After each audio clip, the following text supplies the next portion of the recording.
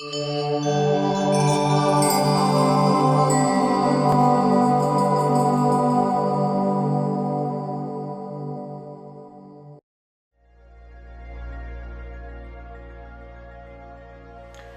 Aries, and this is your February forecast for 2013. And you're starting off the month with a couple planets changing signs as we enter into the month. So on the first couple of days, you're kind of wrapping up everything that you've worked for now in your career. You've had your opportunity to kind of shine and radiate and bring forward to the higher ups what you're good for, and also proven that you are a force to be reckoned with. So a lot of great work being done in this field for you.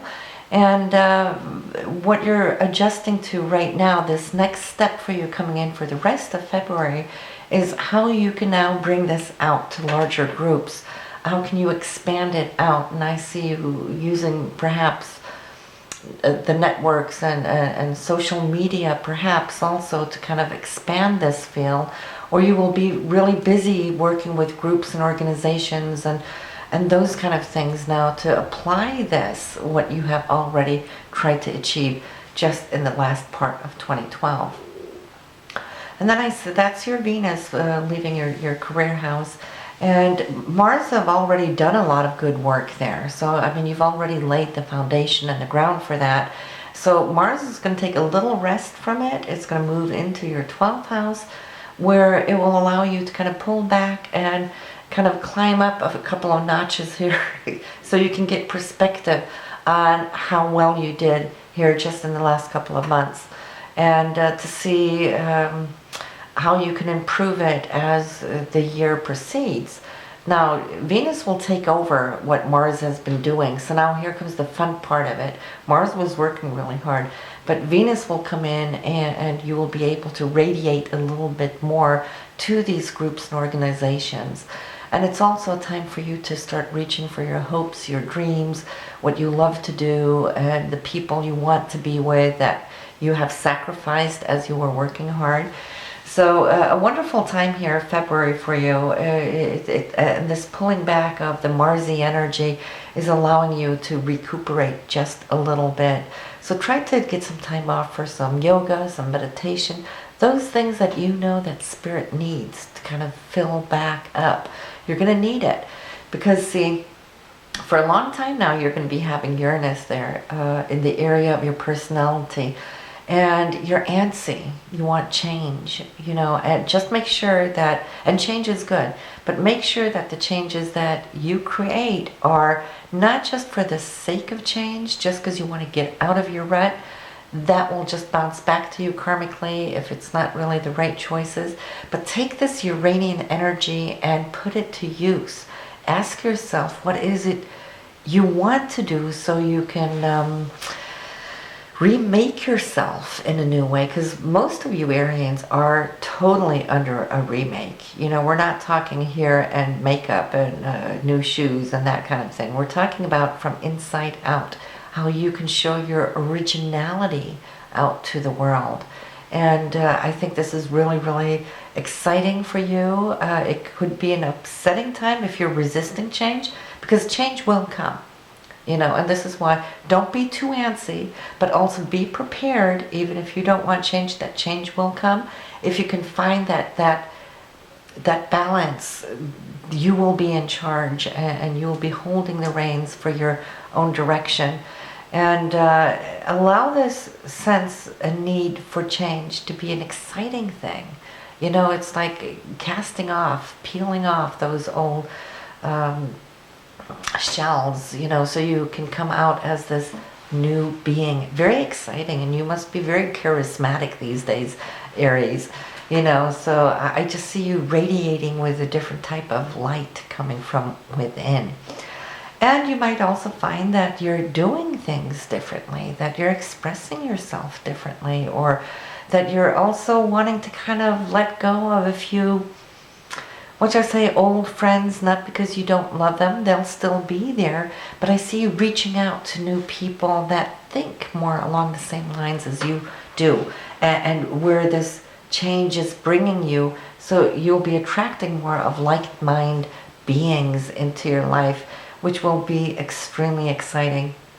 And some of you, many of you, will start thinking in alternative ways, perhaps alternative medicine or astrology, tarot, those things, meditation, yoga, feng shui, all of these things that you might not really have paid too much attention to earlier on, but suddenly the whole concept of past lives, past life loves, that we were born to be together again, that kind of thing may be coming into your consciousness in a new way. And I see this kind of ripping you open to, wow, there's a bigger world out there. Yes, there are chakra systems that take us out, where we can heighten our sense of consciousness, and where the world suddenly seems to change colors, that you see things clearer, more bright, colorful, exciting. So you Arians have a few years of this, so it's not all happening overnight. But the early ones of you have already started feeling this shedding taking place. And just, and for the others, haven't started yet, fearing a little bit of this change. Yes, you will be a new person, but you're still you, okay? So you're not changing into somebody different, just more of who you truly are. It's spirit coming through consciousness from time, because what is time anyway? I mean, linear time is from birth to death, but real time is cosmic time, your ancient old, right? So a lot of past life memories may start flushing through your consciousness. So hang in there. It's going to be a fun ride for you. Anyhow, looking at your finances, yes, you are, some of you are improving it, structuring it, wanting to go for more security, and some of you are feeling this push-pull where it might be difficult with groups. It could be monies that are held back. It could be you're waiting for some insurance payments that are just dragging. Saturn in your 8th area here is not too friendly.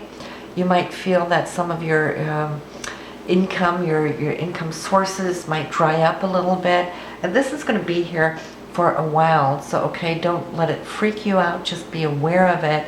And Saturn, when we work with it, really becomes a friend. So by the end of this transit, it's going to be there a couple of years, 2 years, you will look back at it and go, wow, this period really grew consciousness as to how to handle your money and your finances differently. Some of you may start investing, putting money away to your 401k and all of these things. So, I mean, it's a good thing if you choose to look at it that way. If you're just feeling that Saturn's taking away from you, well, ask yourself, what is the lesson here? Why is it doing that? How can it behoove you? How can you grow from this? Instead of kind of like wanting to run from it. What else can I say? Pluto, yeah, we've talked about that before. We'll talk about it again. It's in your 10th house of career, so you're going to see over the next decade, you're going to be transforming a lot within career. But let's go to some dates this month that can be important to you. We're starting off here on the 4th with a very dreamy, romantic type date with Mars Neptune conjunct. So you might have a very beautiful romantic evening with your partner, or you could also start some project that may be very idealistic in nature. On the 5th, we have Mercury entering Pisces, so you will see that your thinking will shift a little bit from where it has been here in January. And Mercury is going to want you to look at the compassionate side of life, the compassionate side of your heart, and that of your partner and the people you love, family and children. It's like, it's the heart energy that really wants to come up, and this is where you're going to be all month as far as how can you improve those areas. And then also here on the 5th, 6th, we got a lot of energy going on. You might have some unexpected, exciting news on a romantic level. It's Venus and Uranus sextiling. So that could be romantic, but it could also be financial. You might get a windfall here on this day. And then we have some more romantic communication coming up, also on the 5th, 6th, Mercury, Neptune. There is communicating and chatting on ideas and concepts of new ideas, the idealistic goals that you may be holding, and being supported also by the Venus-Jupiter. Anyhow, moving right along, there might be a misunderstanding, or communications might turn a little cold. On the 10th of February, don't let that freak you out. Venus is square Saturn, so your message of love might be held back by Saturn's rings. But you know what? Next day, Pluto's conjunct Mercury, so that's a kiss and makeup day. So it's going to last very, very shortly. Then looking at the 15th, we have Mars-Pluto sextile. Wonderful time to launch any new projects that you have. You have it coming from the 12th to the 10th house, so you might be cooking up some concept that even if you don't launch it right away, you might want to present it at least to somebody of influence. It looks like it could be very creative and powerful indeed. And then on the 18th, Sun joins Pisces, coming in there, and it's joining your Mercury. So now we have the mind, the self, and the heart all connected into this romantic area of the year. And for you, this will all be about your 12th house, so it's more like taking a little time off to daydream, perhaps, too, throughout the rest of the month. And kind of catching up with that side of your inner spiritual needs. Great time to take studies and meditate the rest of February. And then we have some big transits coming up there on the 25th, all happening all at once.